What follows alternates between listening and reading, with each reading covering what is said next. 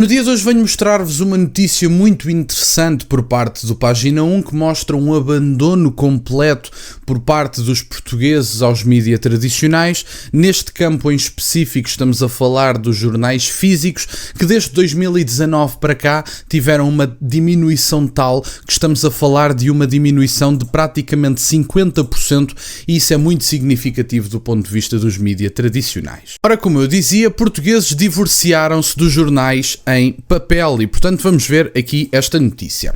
O hábito matinal de parar no quiosque, comprar o jornal e folheá-lo no café, no trabalho ou nos transportes públicos desapareceu. O ritual que durante décadas marcou o cotidiano português está em vias de extinção. Os números de exemplares vendidos na imprensa escrita relativos ao ano passado, hoje divulgados pelo INE, mostram um colapso contínuo. Em 2024 venderam-se apenas 76,3 milhões de exemplares impressos entre jornais, revistas, boletins, anuários, folhetos e outro tipo de publicações, o valor mais baixo desde que há registros sistemáticos e, portanto, isto é um sinal muito significativo de que os portugueses já não confiam nos mídia tradicionais.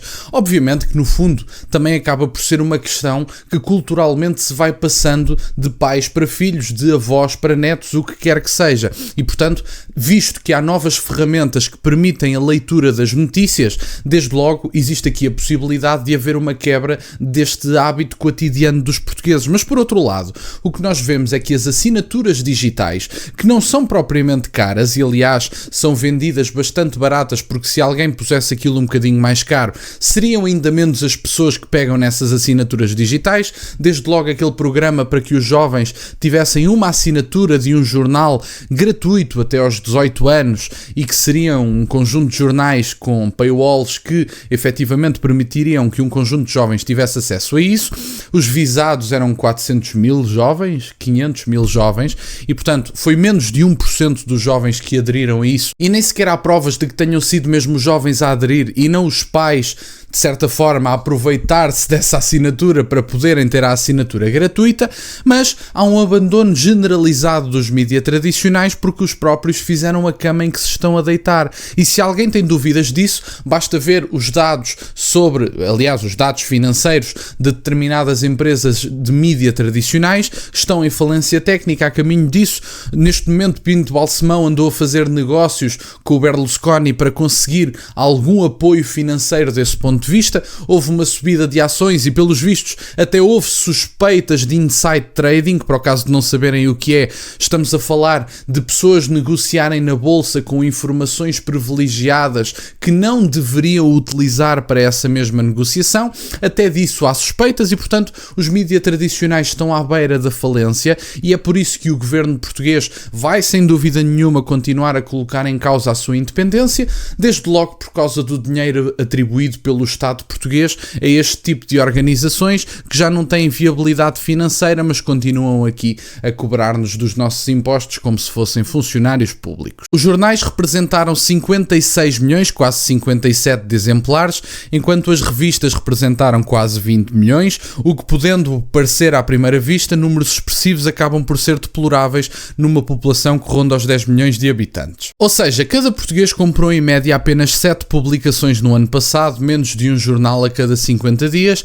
Há 30 anos o leitor habitual comprava em média quase essa quantidade num único mês. A crise mostra ser estrutural. Em 2019, antes da pandemia, o país somava 151 milhões de exemplares vendidos, dos quais 105 foram jornais. Em 5 anos, a quebra foi quase de 50%. E se recuarmos ao final dos anos 90, o panorama é ainda mais devastador. Entre 99 e 2000 venderam-se mais de 400 milhões de exemplares de publicações por ano. A imprensa escrita portuguesa atravessa, portanto, a maior derrocada da sua história moderna.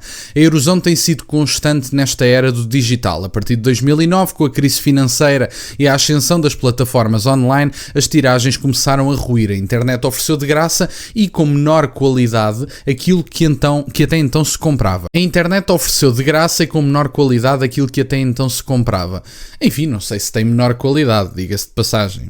A internet acaba por oferecer, do ponto de vista de artigos de opinião, por exemplo, que eu até consumo, vou consumindo principalmente na Sapo, de pessoas que me interessam. A maior parte das pessoas que lá estão não me interessa, isso é factual, mas artigos de opinião, etc., gratuitos, de pessoas muito interessantes, e o que é facto é que estas pessoas têm verdadeiramente um problema com os mídias tradicionais, desde logo porque não oferecem informação imparcial, porque não se adaptaram aos novos tempos, não só do ponto de vista da sua abordagem à política, como também não tiveram sensibilidade democrática para perceber os novos tempos e foram abandonados por um grande conjunto de pessoas, e depois acabam com estes resultados financeiros miseráveis que não são nada mais do que culpa própria. Tiveram a oportunidade de se adaptar. Houve até alguns que se adaptaram, por exemplo, nos Estados Unidos da América. Conseguiram se adaptar, transferir-se para a internet e houve um esforço nessa direção. Em Portugal estão a pagar os erros das suas próprias ações. As coisas são o que são. E os jornais foram os seus próprios coveiros. Colocaram online o conteúdo que justificava o papel antecipando a notícia.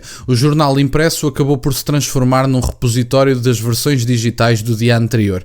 A pandemia do Covid-19 acelerou o processo. Entre 2020 e 2024 desapareceram quase 45 milhões de exemplares anuais. Mesmo em relação ao ano anterior, a queda é evidente, menos 8,6 milhões de exemplares face a 2023. A leitura de jornais impressos tornou-se um resquício geracional. O quiosque, outrora espaço de sociabilidade e curiosidade cívica, é agora um posto de sobrevivência comercial. E a queda de eleitores em papel arrasta consigo toda a economia paralela, distribuidores de tipografias, publicitários e pequenas editoras. Mas sabem que, apesar de haver esta queda de jornais, tem aqui o total de jornais e revistas, começa a haver um grande crescimento de leitura do ponto de vista dos livros. Desde a pandemia tem havido esse padrão, desde logo, de se crescerem o conjunto de leitores, nomeadamente da minha geração, de pessoas que estão a voltar a comprar livros. E, portanto, apesar de eu concordar com esta razão de que os jornais, como agora publicam tudo online, as notícias são publicadas online ao minuto, já não há grande justificação para a compra dos jornais, acho que é insuficiente dizer-se que isso se justifica, essa diminuição significativa da compra dos mídias tradicionais, se justifica única e exclusivamente por causa do que é publicado online de forma gratuita. Não parece que justifique, desde logo por causa das assinaturas. As pessoas poderiam assinar porque não queriam comprar o jornal, mas as pessoas não assinaram porque não queriam comprar o jornal. As pessoas divorciaram-se dos mídias tradicionais e, desde logo, por isso é que nós vemos um crescimento, por exemplo, do canal Now, que fala mais à pessoa comum. O Página 1, desde logo, parece-me estar a ter um crescimento bastante significativo. E, portanto, as pessoas não se divorciaram nem da leitura nem de todos os mídias tradicionais. As pessoas divorciaram-se dos mídias tradicionais habituais, tendenciosos, mas gostam bastante do Página 1, mas gostam bastante dos resultados do canal Now, que começa a falar a pessoa comum. Gostam bastante de livros porque começam a comprá-los cada vez mais. E, portanto, as pessoas não se cansaram de informação, as pessoas estão a redirecionar a sua atenção para coisas que verdadeiramente importam, não para pessoas tendenciosas que são pasquins do sistema e são pagos para falar mal de determinada força partidária, determinada forma de estar na política e acabam abandonados efetivamente. E, portanto, no fundo, era isto que eu tinha para partilhar no dia de hoje. Fico-vos muito grato que estejam desse lado. Peço-vos só que deixem o gosto neste vídeo e que subscrevam o canal. Tem as minhas redes sociais, bem aí na descrição, por acaso de quererem fazer alguma doação. E nunca se esqueçam, meus caros, questionem tudo. Até à próxima.